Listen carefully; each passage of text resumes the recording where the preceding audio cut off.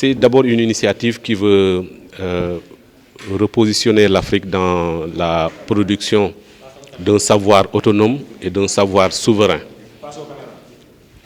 Donc il est très important pour nous, à côté de tous les autres rapports qui sortent sur l'Afrique, d'avoir un rapport par l'Afrique et pour l'Afrique.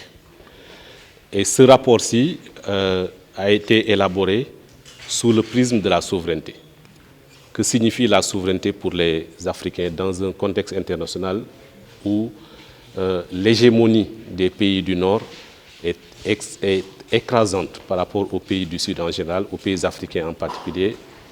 Et il nous paraît très important d'analyser l'Afrique sous le prisme de cette souveraineté. Souveraineté économique, souveraineté monétaire, souveraineté culturelle, mais aussi souveraineté politique, notamment dans une démarche où on considère et on souligne que l'Afrique ne peut être souveraine que si elle est unie, que si on met en avant le panafricanisme. C'est cela le sens de ce rapport, qui veut se positionner comme tous les autres rapports qui sortent et qui déterminent les politiques qui sont élaborées par nos différents pays et qui donnent des orientations et des indications sur les vraies priorités des Africains dans le sens de leur souveraineté et de leur autonomie.